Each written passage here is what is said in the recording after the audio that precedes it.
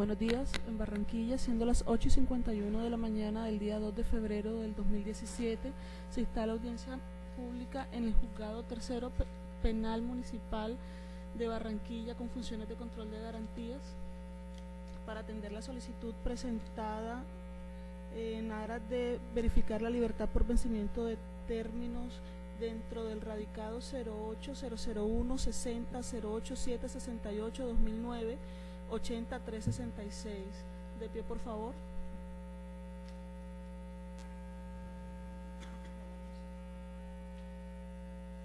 Buenos días, sentado por favor.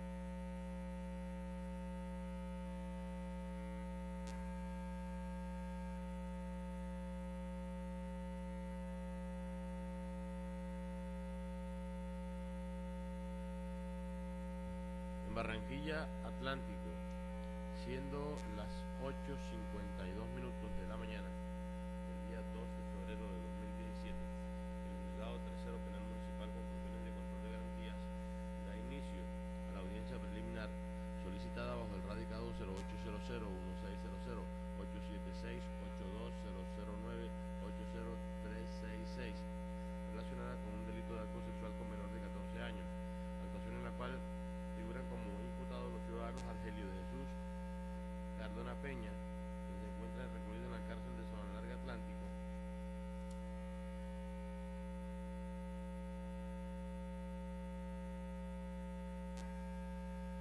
se ha solicitado una libertad por vencimiento de término. Verificamos la concurrencia de las partes. Fiscalía.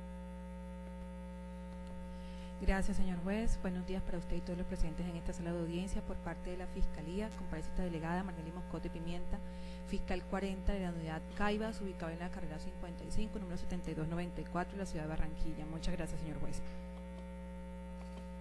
Defensa. Su señoría, por la Defensoría del Pueblo, actúa Eliezer Enrique Tuesca Vizcaíno. Me localizo en esta ciudad de Barranquilla, en la calle 66, número 5097, sede donde funciona de manera permanente la Defensoría del Pueblo Regional Atlántico. Su señoría, es mi oportunidad para manifestarle que mi prohijado Argelio Jesús Cardona Peña se encuentra recluido en la cárcel de Sabana Larga, pero él renunció a estar presente como consta en un documento que le hago llegar inmediatamente a su despacho.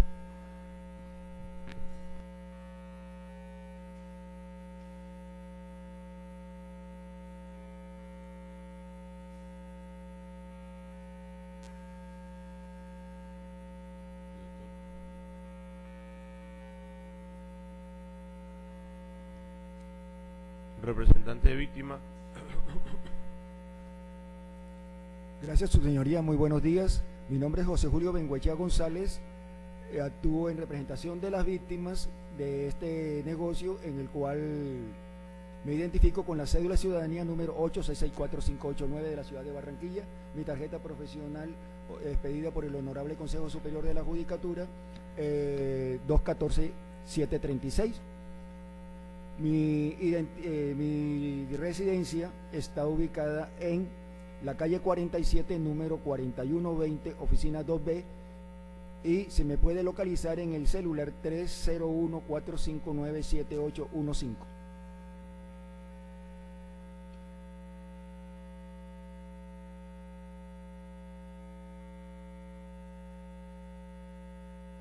Verificada la asistencia de las partes, otorgamos el uso de la palabra al defensor para que fundamente su petición. Muchas gracias, su señoría. Su señoría, la defensa le solicita la libertad del señor Argelio de Jesús Cardona Peña, porque desde el día en que se inició el juicio oral hasta la presente han transcurrido más de 150 días y no se ha proclamado el sentido del fallo. En esta forma, configurándose el numeral sexto del 317, que dice que cuando transcurridos 150 días contados a partir de la fecha de la audiencia del juicio, no se ha celebrado la audiencia de lectura de fallo, eso equivalente. Eso lo dice el 317 como causales de libertad. Numeral sexto 317, que al mismo tiempo, su señoría, ese numeral fue implantado por la ley 1760 del 2015 en su artículo 4.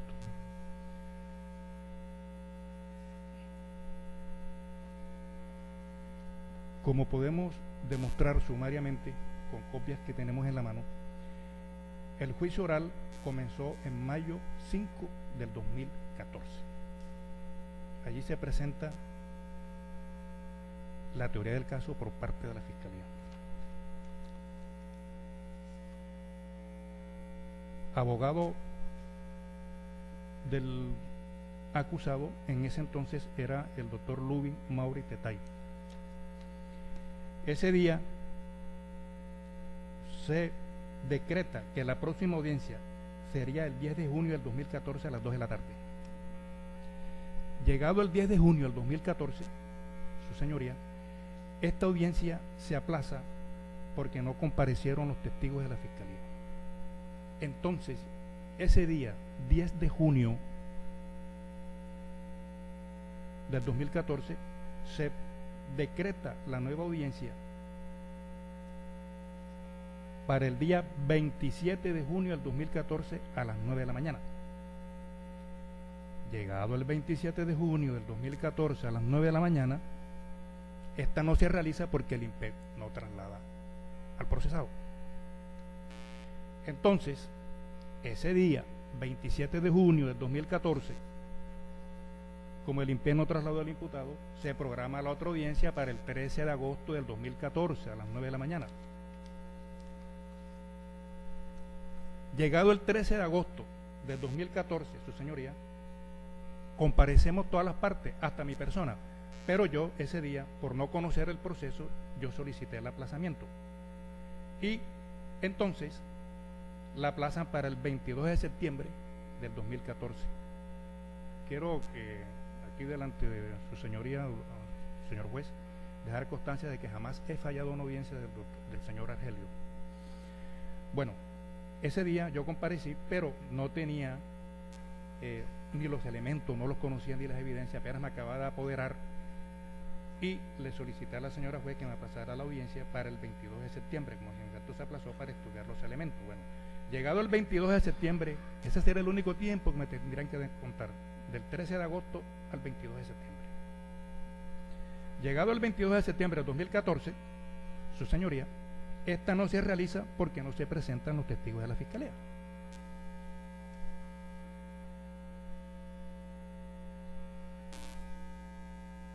Entonces, ese día, 22 de septiembre del 2014, se decreta que la próxima audiencia sería el 28 de octubre del 2014 a las 2:30. Llegado el 28 de octubre del 2014, esta no se realiza porque el INPEC no lleva al procesado.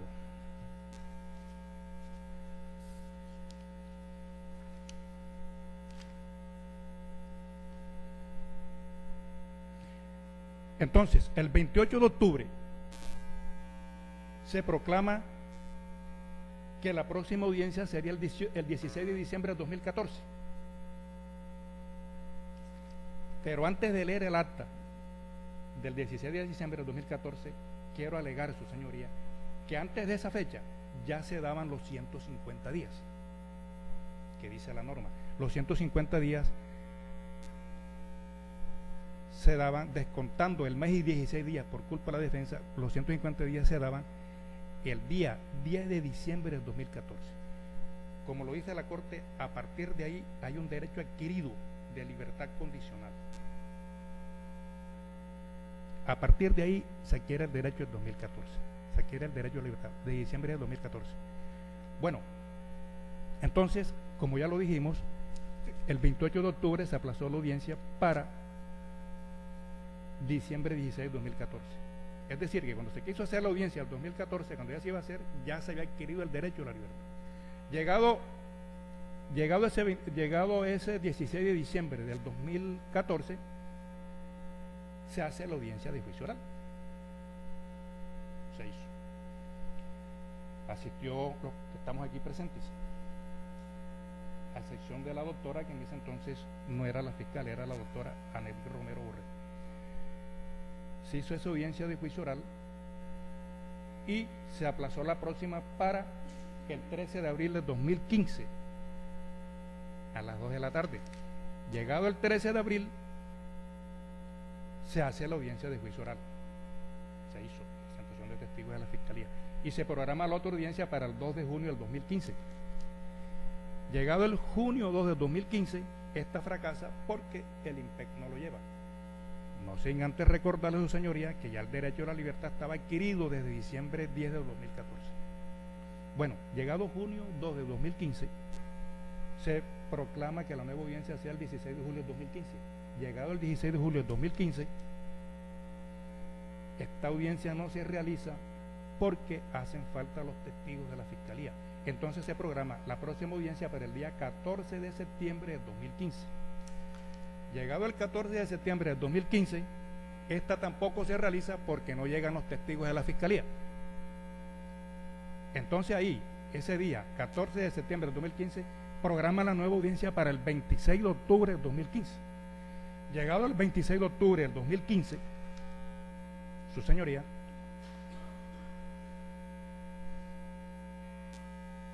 ¿qué pasó ahí? Esta audiencia no se realizó porque la señora juez era escrutadora de las elecciones, como consta en un auto que estoy anexando, en un auto de noviembre 4 de 2015. Y en ese auto, el secretario le dice de que esta audiencia fracasó. La audiencia del 26 de octubre fracasó porque ya se encontraba en la comisión escrutadora y que la pasaba a su despacho para que tomara la decisión. Ella toma la decisión entonces de fijar nueva fecha para esa audiencia el día 18 de enero del 2016. Llegado el 18 de enero del 2016, esta no se realiza, esta audiencia de juicio oral no se realiza porque los testigos de la Fiscalía no comparecieron. No compareció tampoco la señora fiscal en ese entonces, no es la doctora aquí presente. Entonces, ese día, enero 18 del 2016, se aplaza para el 8 de marzo a las 9:30. Llegado el 8 de marzo del 2016, su señoría, esta audiencia no se realiza porque el INPE no lleva el procesado. Tampoco asiste la señora. Sí. Asistió la doctora Marinda Limcote aquí presente, pero ella manifestó que se encontraba realizando otra audiencia con detenido. Eso lo manifestó aquí en el acta de marzo 8. En consecuencia, su señoría, no fue por culpa de la defensa. La única audiencia que se le puede imputar a la defensa es esa, la de junio 27. Hay que descontar un mes y 16 días. Bueno, entonces esa audiencia de marzo 8 del 2016 se aplaza para el 2 de mayo del 2016. Esa fracasó porque el INPE no llevó el procesado. Y la señora fiscal pues aprovechó porque tenía otra audiencia con preso, que si estaba el preso ahí, estaban completos y tiene que hacerlo. Así que toda la razón a la señora fiscal, pero no es imputable a la defensa. Entonces se da esa plaza para el 2 de mayo del 2016. 2016 a las 9:30. Llegado el 2 de mayo del 2016, se realiza la audiencia de juicio oral. Y entonces ese día, mayo del 2016, se aplaza para el 27 de junio del 2016 a las 9:30. Llegado el 27 de junio del 2016, esta se aplaza porque no asisten los testigos de la Fiscalía. Asistieron todas las personas, la señora fiscal, asistió el preso, asistió el representante de víctimas, asistió el doctor Jorge Bengoechea González, pero no asistieron los testigos de la Fiscalía. Entonces ese día se aplaza esa audiencia para los días 29 y 30 de agosto del 2016. 29 y 30 de agosto del 2016. Llegado el 29 de agosto, su señoría, esta audiencia se aplaza porque el IMPEC no lleva al preso. Entonces se va a cumplir con la audiencia del día siguiente, que ya venía fijada para el 30 de agosto del 2016. Llegada el 30 de agosto del 2016, sí se realiza la audiencia. Pero mire, se realiza la audiencia porque la señora juez coge radio, porque el IMPEC no lleva al preso. Y hizo la audiencia para dejarla en audio, de que la aplazaba porque el IMPEC no llevaba el preso. Eso lo dice en el acta de agosto 30 del 2016. Y además que los testigos no asistieron. Entonces se aplaza para el día 11 de octubre del 2016. Llegado el 11 de octubre del 2016, esta no se realiza, a pesar de que la juez debe eso en audio, esta no se realiza porque el IMPEC no lo lleva. Entonces ese día 11 de octubre del 2016 fijan como nueva fecha el 8 de noviembre del 2016 a las 2 de la tarde. Llegado el 8 de noviembre del 2016, su señoría, no comparecieron los testigos de la Fiscalía.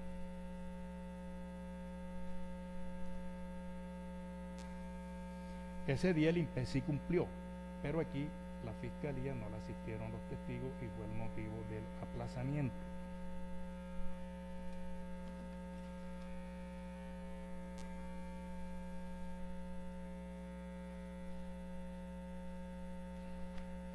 Se fija fecha nuevamente para el día 14 de diciembre del 2016.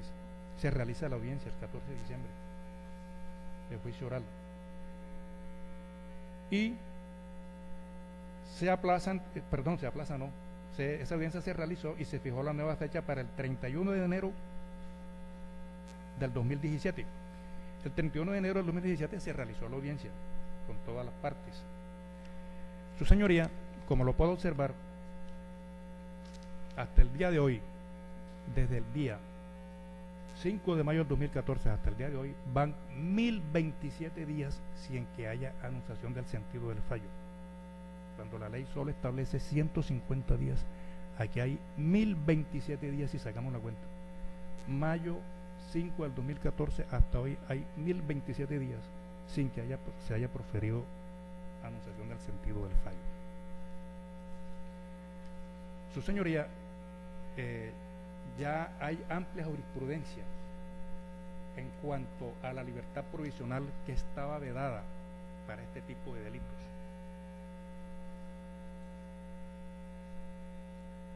El derecho colombiano venía abusando de su reacción penal, a pesar de que ya se lo venían advirtiendo de que la privación de la libertad tiene fines únicamente procesales.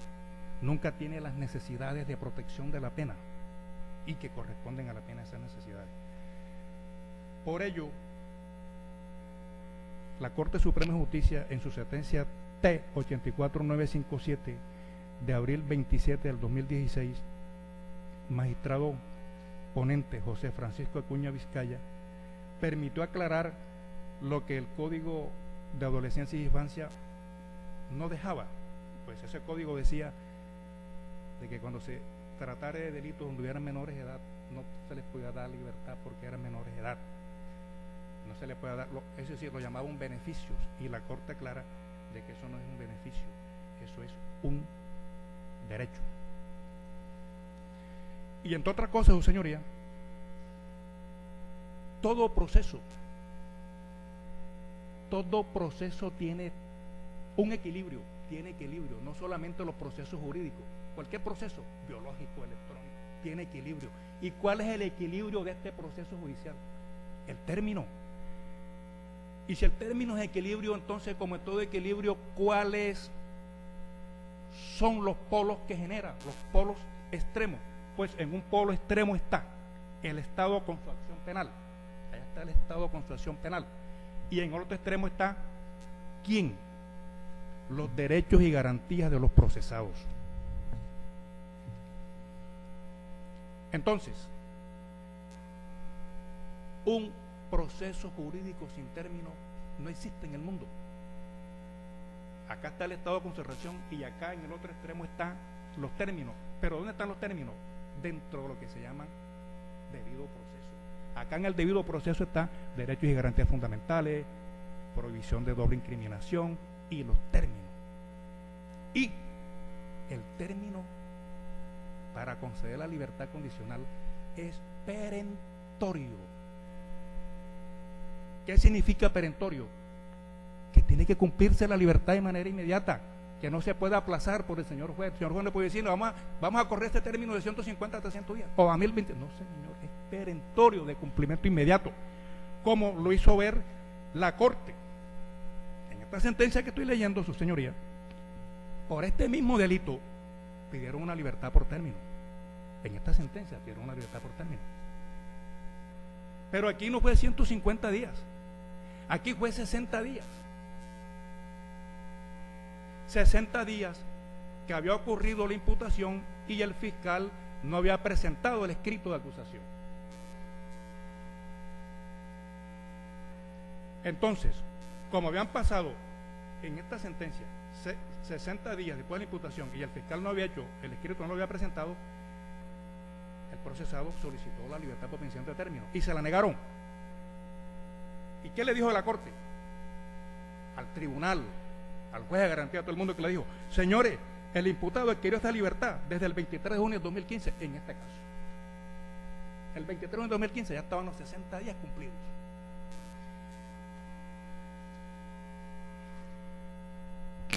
Lo mismo pasó aquí. Aquí el término se cumplió desde el día diciembre 10 del 2014. Ya el derecho estaba adquirido. La Corte dice que es un derecho adquirido.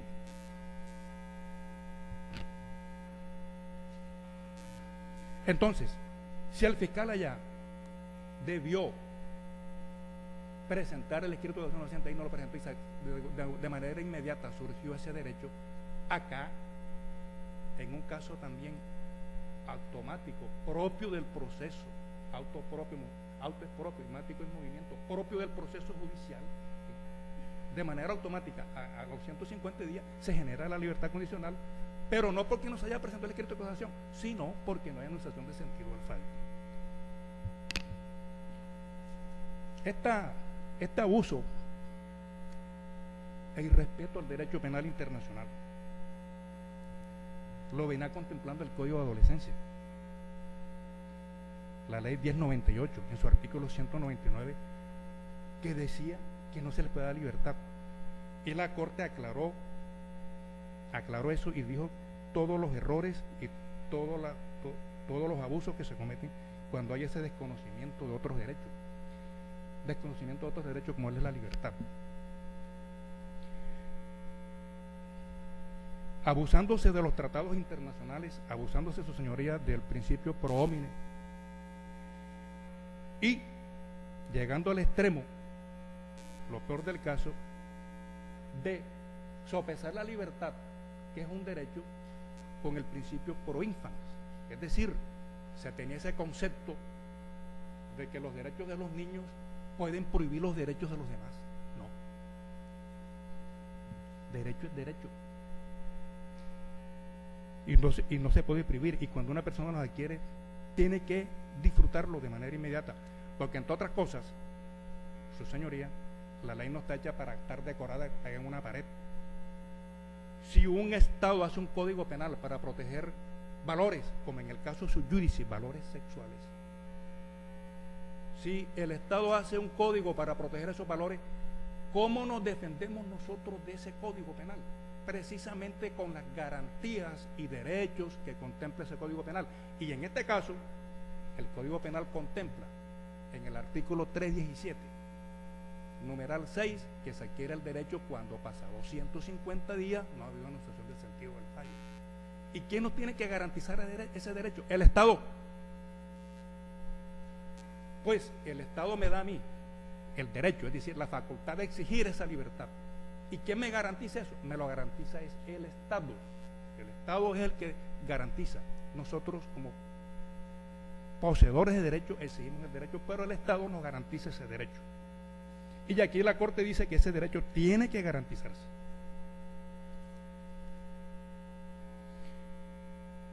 Y también afirma aquí la Corte que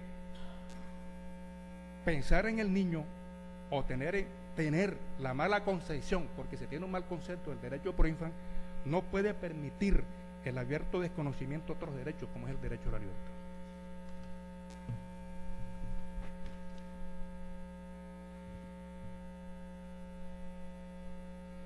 La Corte sigue sosteniendo, ya lo hablé de esas garantías, que la protección de esas garantías fundamentales no puede convertirse en la negación de otros derechos, y que la protección de los niños no es un argumento válido, lo dice la Corte en su página 28, en esa sentencia que le estoy leyendo.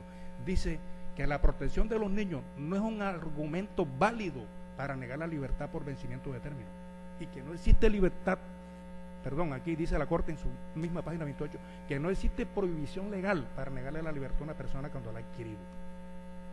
Y dice que no se puede invocar el artículo 119, numeral 8 de la ley 1098 del 2006, y que tampoco se puede invocar el artículo 26 de la ley 1121 del 2006. Que por lo tanto tienen que respetarse esos plazos razonables, y que a todas otras cosas, su señoría, da hasta pena decirlo, esos plazos no son ni siquiera del derecho colombiano. Esos plazos son del derecho penal internacional. Esos plazos son del Pacto Internacional de los Derechos Civiles y Políticos. Esos plazos son de la Convención Americana sobre Derechos Humanos. ¿Qué tal que no existieran estos pactos internacionales o este bloque de constitucionalidad, y sin embargo tampoco los respetamos? ¿Por qué no los respetamos? Porque mire, el Pacto Internacional de Derechos Civiles y Políticos, en su artículo 93, dice que el término tiene que respetarse. En su artículo 9.3, el Pacto Internacional de los Derechos Civiles y Políticos dice que ese término es perentorio y tiene que respetarse. Y ese Pacto Internacional de Derechos Civiles y Políticos fue aprobado por Colombia en la Ley 74 de 1968, hace un poco de años. Y si hace un poco de años que eso fue aprobado, es norma obligatoria. El derecho penal internacional es el derecho superior. Ese derecho está por encima de la Constitución, por encima de las leyes. Eso no está por estar. El derecho penal internacional tiene un carácter ecuménico. ¿En qué consiste eso? En que los países se reúnen para estudiar sus procedimientos penales, para estudiar sus estructuras penales. Y esos países, ecuménico significa conciliador, y esos países concilian y dicen, vamos a ponerle un término a estos procesos. Entonces, ¿qué quiere decir eso? Que el derecho penal internacional, su señoría, le pone un bozal a los países, le pone un bozal al derecho doméstico como el derecho colombiano. ¿Para qué le pone ese bozal o esa jáquima, su señoría? Para que la reacción penal del Estado en manos de la Fiscalía no abuse cuando esté llevando a cabo ese ejercicio penal, para que no se desborde. ¿Por qué? Porque para el derecho penal internacional es claro de que la reacción más violenta que tiene el Estado contra un ciudadano es la reacción penal. Tan violenta es la reacción penal del Estado que solo es superado por la guerra. Así han llegado todos los estudiosos a ese concepto.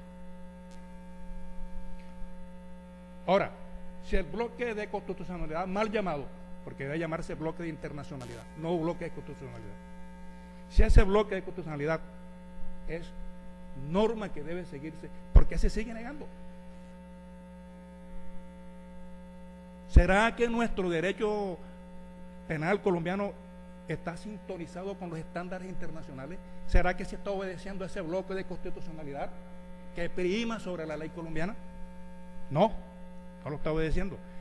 Su señoría, también tenemos la Convención Americana sobre Derechos Humanos. Esta Convención Americana sobre... Doctor, discúlpeme un segundito, vea. Esa providencia que usted me está analizando, yo la tengo aquí en la mano. Sí. Entonces le agradezco que abreviemos, por favor. Ok, bien. La Convención Americana sobre Derechos Humanos en su artículo 7... Doctor. Sí. Ajá, ¿de qué estamos hablando? Bueno, sigamos, doc. Para decirle que también habla de ese término. Bueno, listo. Ese pronunciamiento yo lo tengo aquí en la mano, ya se lo muestro, aquí está. Ok, mi doc. Ya Bueno. me dijo los términos. ¿Qué otro punto me va a plantear para pedir la libertad? Porque ya ese pronunciamiento lo tengo aquí. Ok, mi doc. Bueno.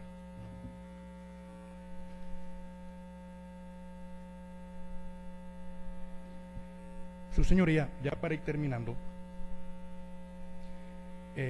la Corte en su página 40 también aclaró que la prevalencia del derecho a la libertad o la prevalencia significa de que esta tiene que darse... Doctor, le repito, esa bueno. providencia la tengo yo aquí. Bueno, lo otro. Entonces, invóqueme otra cosa porque esa providencia la tengo aquí en la mano, se la muestro. Ahora, aquí está. Aquí está. Ok.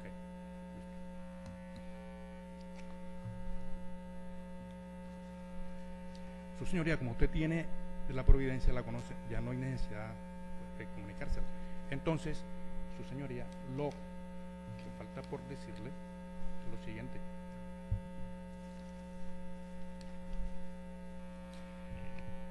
Que si bien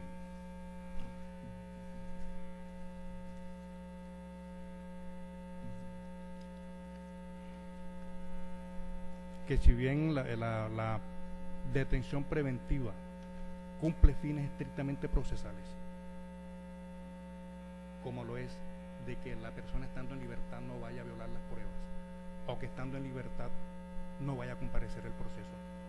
Ahí sí va en consonancia el derecho colombiano con el internacional, pero el derecho colombiano va más allá, impone una tercera causal y es peligro para la comunidad. Pero yo creo que esto no lo tiene su señoría, y es que peligro para la comunidad, ya la Corte también se pronunció en radicado 19.659 de julio 16 del 2002 y se pronunció en radicado 16.319 de octubre del 2002, y textualmente dice la Corte ahí que endomática es básicamente una teoría de la amenaza penal. ¿Por qué? Porque en pocas palabras, dice la Corte, la sociedad queda notificada, se olvida de que esta teoría no ha sido eficaz entre nosotros, porque se atenta contra la dignidad humana, ya que no se castiga en base a la gente, al procesado, sino que de manera apasionada e ilegalmente lo hacen por el motivo de otro, de la comunidad, o como modernamente se dice, de manera mediática. En cuanto a ese peligro para la comunidad, también dicen esos radicados que el imaginado entorpecimiento de la investigación no es un fin procesal para tener en cuenta, ya que el Estado cuenta con distintos medios para evitar la presunta y eventual acción obstaculizadora del Estado, del acusado. El Estado cuenta con los medios para evitar, prevenir cualquier acción obstaculizadora del acusado, entre ellos la vigilancia, la protección de testigos, la incautación de elementos, la prueba anticipada, etcétera, etcétera. Y también dice la Corte ahí mismo que es difícil creer que un liliputiense, o sea, un pequeño, un indefenso acusado, pueda producir por sí más daño a la investigación que el que puede evitar el Estado con todo su aparato, como es el aparato de investigación. Y dice la Corte que la ineficacia del Estado a este respecto no puede ser cargada al acusado, ni mucho menos a la violación de su derecho fundamental a la libertad como regla general. La regla general, también lo dice la Corte, no está en esta sentencia, este es otro, esto es un radicado. La regla general es que el acusado afronte el proceso en plena libertad por tratar de... Doctor, discúlpeme, lo que sucede es que usted se me está extendiendo para un campo que ya estoy terminando, mi doc. No guarda relación alguna con el numeral sexto que me está invocando. Sí. Entonces, ¿qué hacemos? O sea, usted puede interpretar y exponer toda esa jurisprudencia, pero lo que interesa es el numeral sexto, ese es el que estoy invocando. Sí. Bueno, entonces, en cuanto al el numeral sexto, sí, ya quedó claro, señoría, de que el derecho se adquirió desde el día noviembre...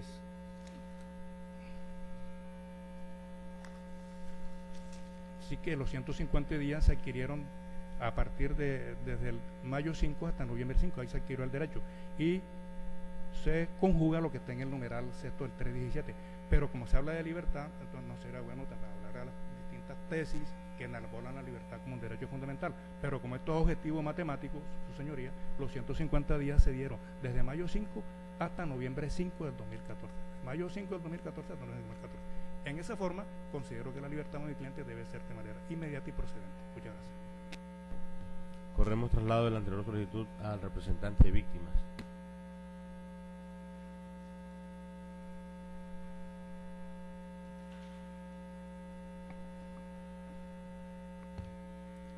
Gracias, su señoría.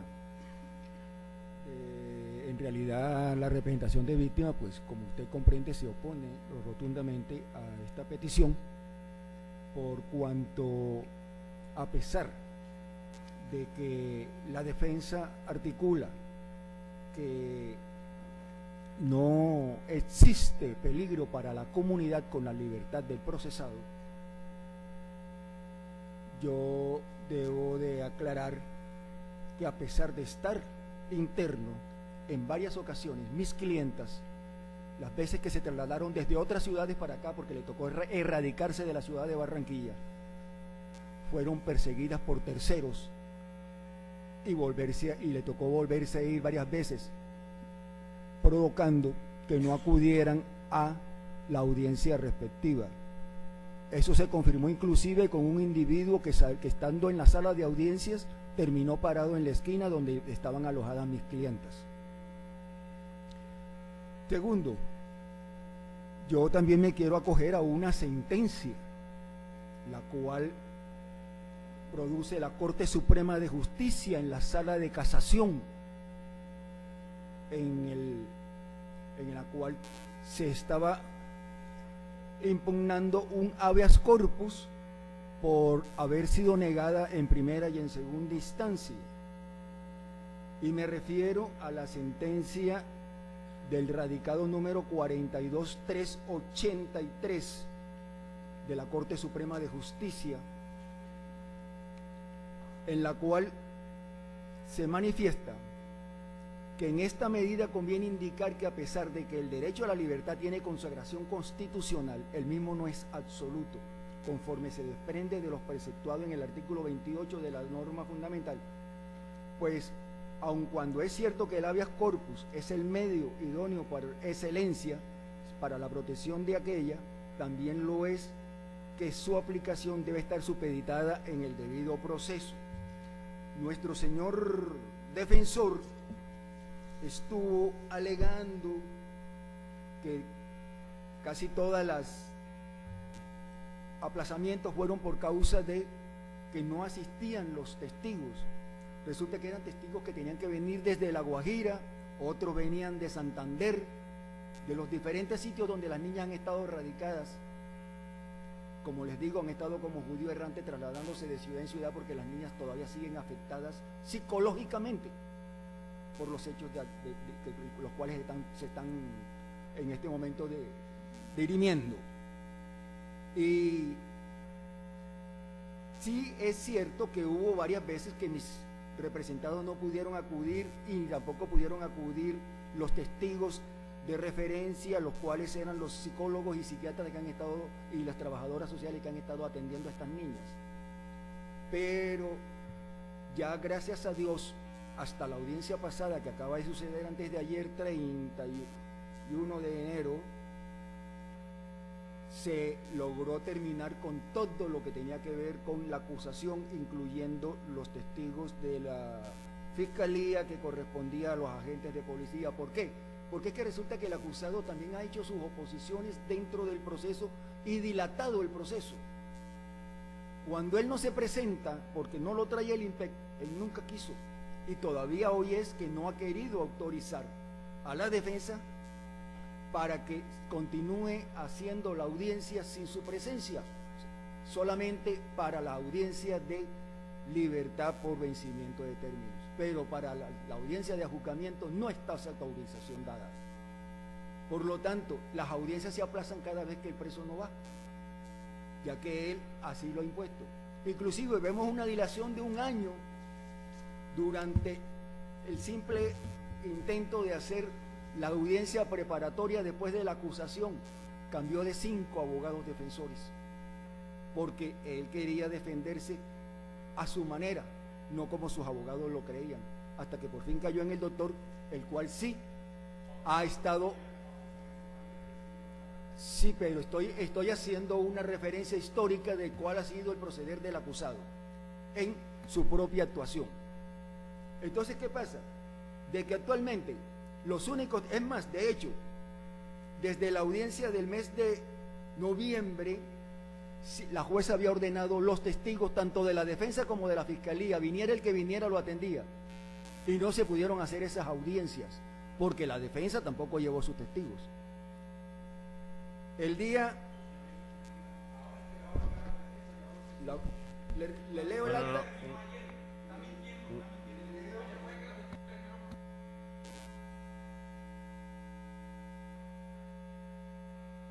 Me hacen el favor, silencio. Doctor, yo le agradezco a usted, ya usted intervino, ya usted alegó lo que iba a solicitar, entonces, por favor, dejemos que el representante de víctimas se pronuncie. Y yo tengo aquí, tendré la carpeta y yo revisaré qué es lo que se hizo y qué es lo que no se hizo. Entonces, por favor, que continúe el señor representante de víctimas. Continúe, doctor. Tiene que abrir el audio, doctor.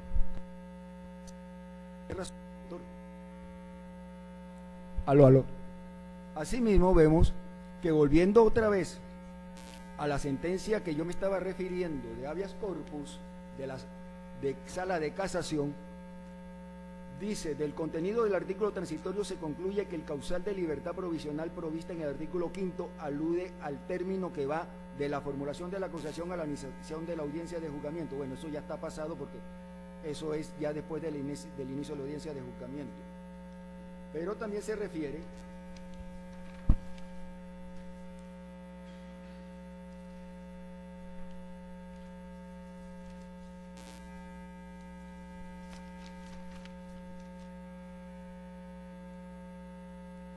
no obstante, las citadas disposiciones encuentran un vacío legislativo consistente en que no existe un límite temporal para obtener la libertad provisional en dos eventos. El primero, en cuanto a término de detención que existe entre la calificación del mérito de la institución y la ejecutoría de la resolución de acusación.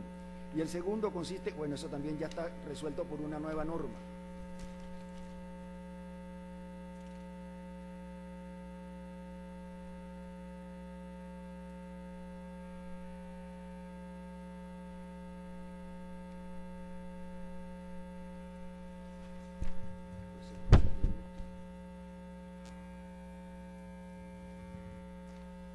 En conclusión, el despacho encuentra que no es procedente el amparo constitucional invocado por el apoderado y entonces da los nombres de los acusados acá, puesto que estos se encuentran privados de la libertad legalmente en razón de medida de aseguramiento de decisión preventiva en establecimiento carcelario proferida en su contra, sin que a la fecha se haya vencido un específico término legal que dé lugar a su libertad provisional. En mérito de lo expuesto, el suscrito magistrado de la Sala de Casación Penal de la Corte Suprema de Justicia resuelve confirmar la providencia impugnada por medio de la cual un magistrado de la Sala de Decisión Penal del Tribunal Superior de Pasto declaró improcedente la acción constitucional de habeas corpus incoada por el apoderado de Gerardo Chávez Portocarrero. Fernando Alberto Castro Caballero, magistrado ponente. Nubia Yolanda Segovia, secretaria. Pero además volvemos a que, a pesar de que nuestro defensor atañe que los derechos de los infantes no son superiores, sino que son iguales a los de los demás, la Constitución es clara y precisa: el derecho del infante prima por el de encima de cualquier persona en Colombia, y no ha sido todavía revocado de la Constitución Nacional, y por lo tanto los derechos de mis defendidas, representadas, siguen primando por encima del derecho del señor acusado. Como ya me referí, a partir de este momento, todo el retardo que haya en el proceso recae exclusivamente en la defensa. Gracias, su señoría. Señora fiscal, tiene el uso de la palabra en traslado de la petición de libertad.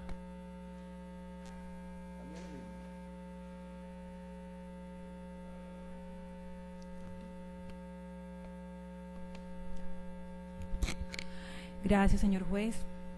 Refiriéndonos entonces a la solicitud impetrada por el señor defensor, el cual alega o sustenta con la causal sexta del artículo 317 del Código de Procedimiento Penal, que establece que han transcurrido 150 días contados a partir de la fecha del inicio de la audiencia de juicio y no se haya celebrado la audiencia de lectura de fallo o su equivalente. Conviene entonces esta delegada, como representante de la Fiscalía, analizar lo siguiente. En primer lugar, señor juez, hay que tener en cuenta la ley 1760 del 6 de julio del 2015, que fue modificada posteriormente por la ley 1786 del 1 de julio del 2016.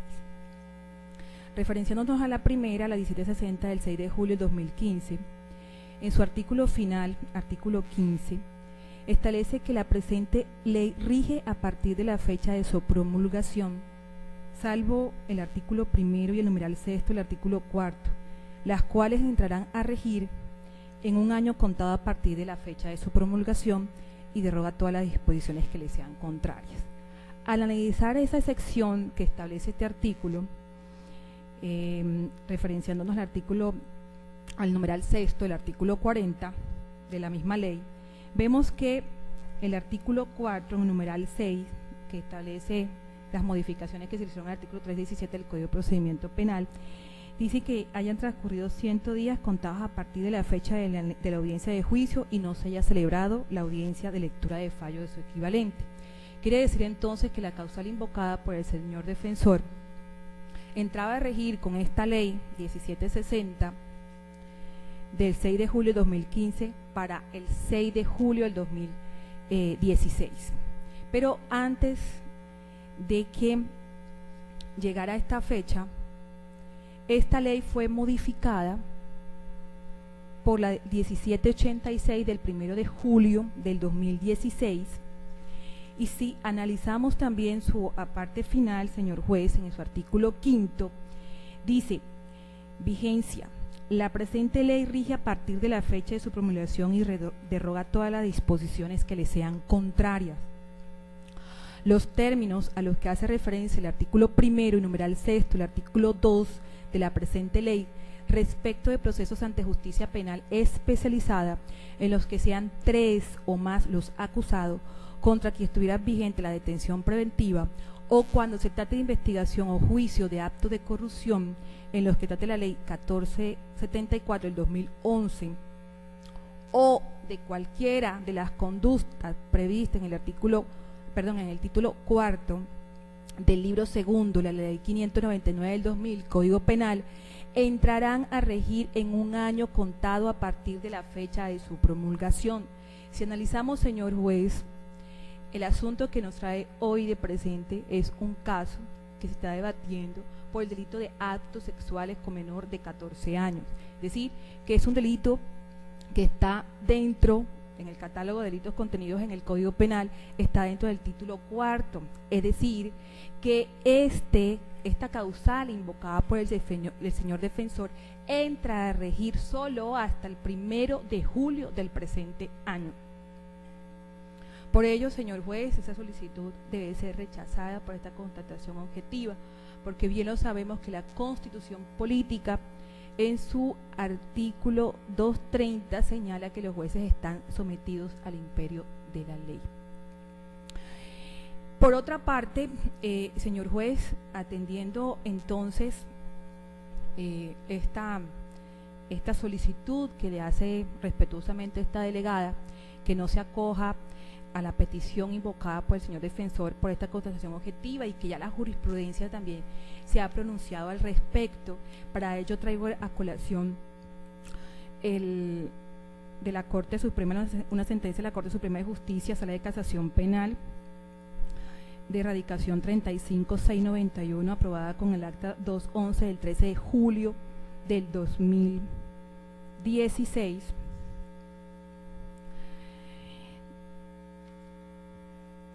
en la que señor juez, se determinó en esa sentencia, y me permito con todo el respeto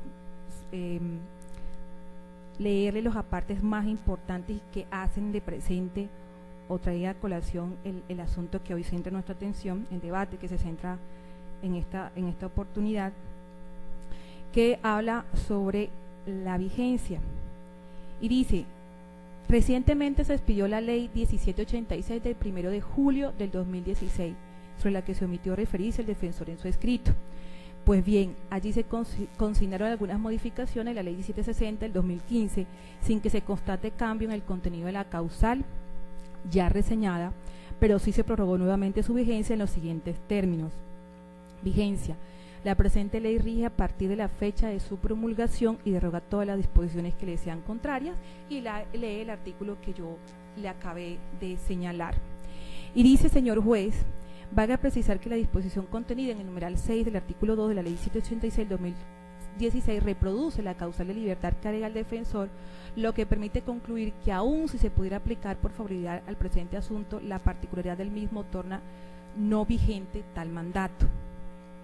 Nótese que el delito por el cual está siendo encausado Ramos Botero, concierto para delinquir agravado, es de aquellos cuya competencia está originalmente atribuida a la justicia penal especializada, que es, señor juez, haciendo un paréntesis, de los que están consagrados para que rija a partir del 1 de julio del presente año. Así las cosas, dice en la jurisprudencia, que la causal sexta del artículo 317 de la ley de 906 del 2004 solo entra en vigencia a partir del 1 de julio del 2017. La anterior constatación objetiva torna innecesario entonces referirse a las demás manifestaciones consignadas en el escrito de defensor. Lo que quiere decir, y concluye la Corte en esta oportunidad, que como quiera que no había entrado a regir la causal invocada por el defensor, era negada la solicitud de libertad. Así las cosas, señor juez, también la ley 1786 del 1 de julio del 2016 indica que para estos delitos contenidos en el título cuarto de la ley 599 Código Penal, los 150 días se computan, o sea, ya no serían 150 días sino 300, y eso también hay que tenerlo en cuenta al momento de computar si en este caso en particular ya hubiera entrado en vigencia la causal invocada por el defensor. Pero como quiera que esta intervención también tiene que cobijar los aspectos tocados por el señor defensor, él, además de invocar la causal, invoca el plazo razonable, y por ello respetuosamente también me voy a pronunciar al respecto. Señor juez, el señor defensor alega el plazo razonable en el caso en cuestión o bajo examen, y bien lo señaló él en su intervención, que este plazo razonable, como fue cobijado por la Constitución política o por nuestra legislación interna, pues viene del derecho penal internacional, exactamente de la Corte del Tribunal Europeo de Derechos Humanos. Así lo estableció la misma sentencia de la que hizo alusión el señor defensor en su intervención, que es la de la Corte Suprema Sala de Casación Penal de José Francisco Acuña Vizcaya, magistrado ponente, radicación 84-957-26 de abril del 2016. Efectivamente, como bien lo conocemos, aquí hubo un cambio de jurisprudencia anterior a esta jurisprudencia, pues había provisiones para vencimiento de términos en estos delitos donde estuvieran involucrados menores de edad.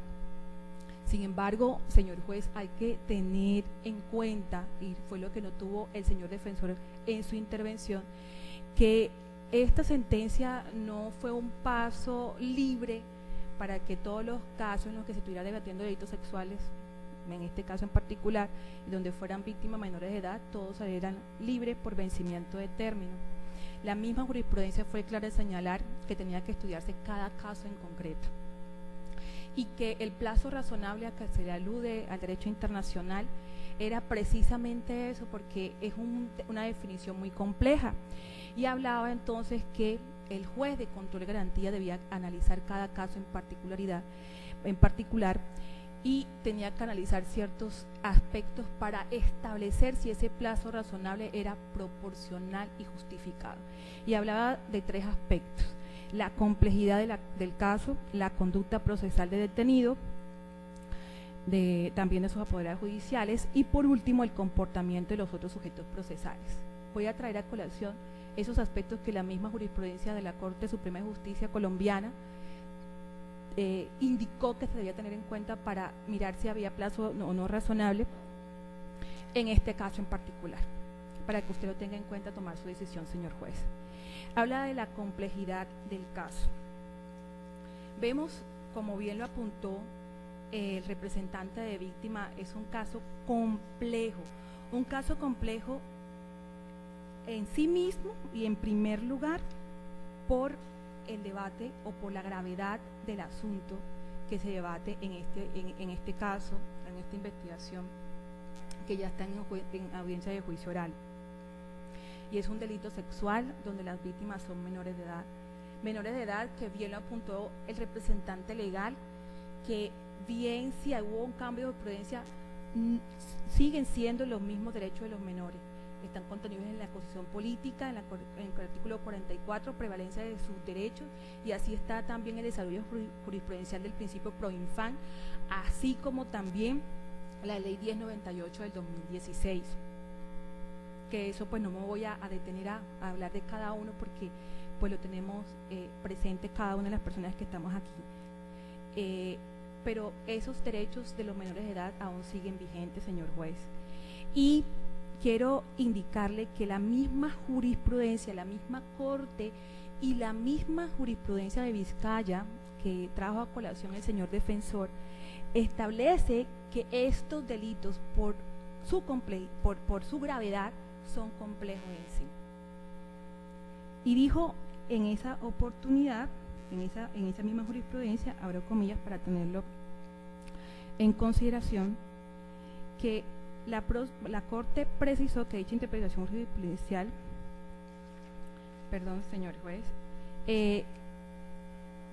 la radicación, trajo a colación la radicación 4721 del 11 de marzo del 2016 del magistrado ponente Eider Patiño Cabrera. Recibiendo este aspecto, sostuvo: la prohibición de tal gracia, de otro lado, permite enviar un mensaje contundente a la sociedad, a la familia y al Estado, que la vida, la dignidad y la integridad de los niños, niñas y adolescentes son bienes, como ya se dijo, de superior y mayor jerarquía, que deben ser tutelados con especial consideración, y en tal sentido de que las violencias de género no sean delitos de bajo impacto, sino por el contrario, delitos de altísimo impacto, pues atentan contra la posibilidad de construir un proyecto democrático de convivencia, de inclusión y de ejercicio real de los derechos de nuestra infancia y adolescencia. Cierro comillas. Es decir, que la misma jurisprudencia de la Corte Suprema de Justicia y la Corte Constitucional están hablando de que estos casos en particular son complejos por la gravedad del asunto y por las víctimas, por la calidad de las víctimas que tienen los menores, por esa protección especial que les asiste. Pero además de eso, señores jueces, este caso es complejo, porque si usted lo analiza, vemos que las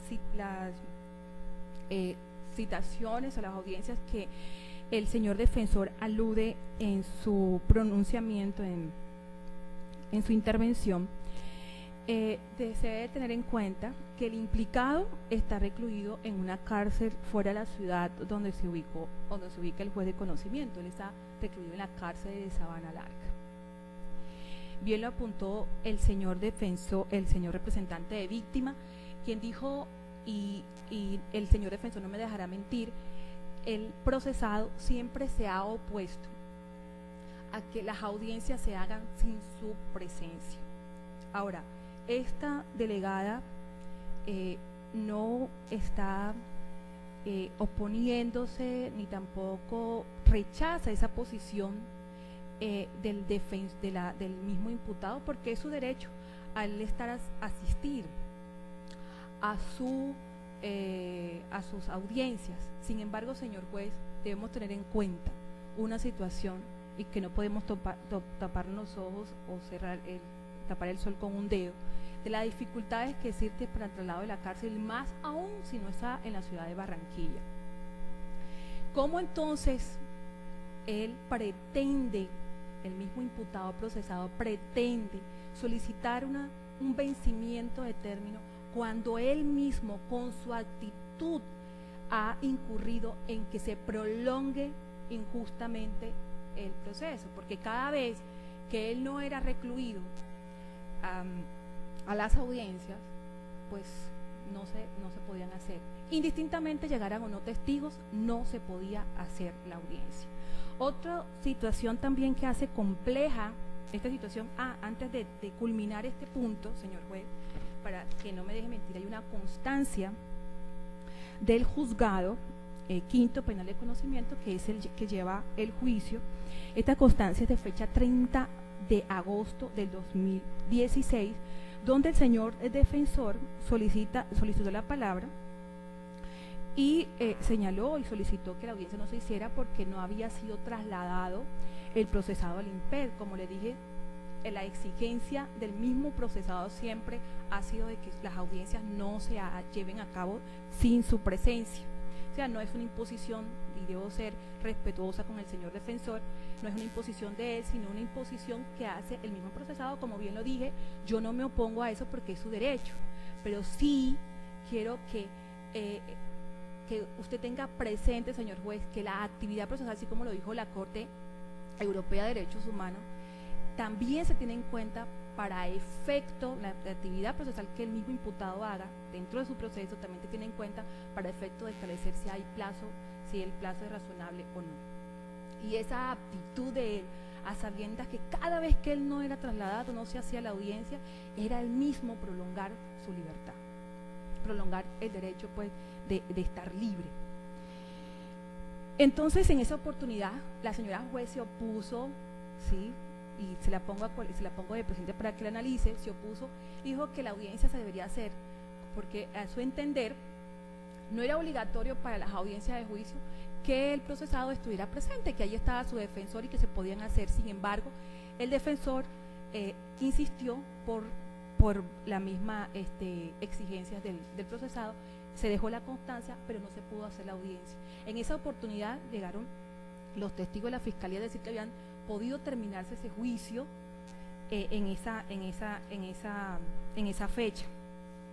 También hace compleja la situación que, como bien lo apuntó el señor representante de víctima, que muchos de los testigos no se encontraban en la ciudad de Barranquilla, como eran las mismas víctimas, las menores de edad, estaban en Ocaña, Santander. Sus testimonios fueron rendidos a través de audiencias virtuales. Como bien usted lo sabe, Barranquilla no está adaptada de una forma eficiente para llevar a cabo estas audiencias. Y cuando ellas venían, entonces el sistema no funcionaba. Y eso no permitía, y así hay constancias en la carpeta, que no podían realizarse las audiencias por esta situación. También hay testigos en la ciudad de Riohacha que también se llevaron por audiencia virtual, que se aplazó también por la situación y las dificultades que se tenía con este sistema, que es muy bien conocido por todos los funcionarios que nos encontramos acá presentes, porque es un problema de Barranquilla. Y también había un testigo clave para la Fiscalía que se encontraba en la ciudad Sincelejo, que pudimos, gracias a Dios, nos permitimos evacuar en la última acta o en la última fecha en la que fue evacuada la audiencia del juicio oral. Esto quiere decir, señor juez, que hay, de lo que le acabo de analizar en el caso en concreto y que usted debe tener en cuenta tomar su decisión, es la complejidad del asunto de este caso en particular, porque esas posiciones o esas causales contenidas por la Corte Europea de Derechos Humanos, como bien lo dijo y yo lo apunto, no se deben mirar en forma generalizada, sino en cada caso en particular. En lo que respecta al otro punto, como dije, la actividad procesal de los interesados, referente a la actividad o a la negativa del mismo procesado a que las audiencias se hicieran, y por otro lado también debo indicar las dificultades que ha tenido la Fiscalía en evacuar las pruebas por lo que ya mencioné anteriormente. Para concluir, señor juez, entonces solicito que al momento de revisar la relación de constancias desde que se inició el juicio oral, y para hablar también de un plazo razonable sobre el tiempo, pues se debe tener en cuenta no solamente lo que fueron los juicios orales, sino todo el proceso en general, máxime cuando la causal que invoca el señor defensor aún no entraba en vigencia. Entonces, eso era lo que quería decir, porque entre la acusación y la preparatoria, entre 10, más o menos, de 13 audiencias que se solicitaron, 10 no se pudieron realizar por la defensa o el imputado, y entre el juicio que fue la invocada por el señor defensor, total de 26 audiencias, 5 atribuibles a la defensa por una circunstancia, porque solicitó aplazamiento porque no venía, o porque tenía que conocer la carpeta, o porque no asistió, y 7 veces no fue trasladado el IMPED por la situación que ya le comenté de que si él no era trasladado no se podían hacer la audiencia, estuvieran los testigos o no. Entonces, eso para tener en cuenta, señor juez, al momento de tomar la decisión, si usted admite entonces, a pesar de que no, si al momento de analizar el plazo razonable que es invocado también por el señor defensor. Sin embargo, vuelvo y reitero, solicito que no sea aceptada la solicitud del señor defensor, valga el pleonasmo, porque la causal que él invoca aún no ha entrado en vigencia. Gracias, señor juez.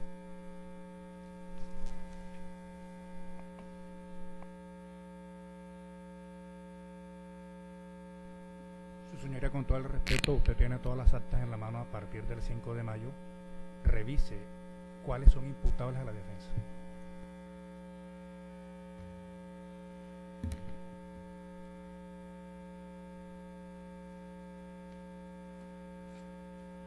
La defensa del señor Argelio de Jesús Cardona Peña, quien se encuentra acusado por un acto sexual con menor de 14 años, ha solicitado libertad por vencimiento de términos, invocando para estos efectos el numeral sexto del artículo 317 de la ley 906 de 2004.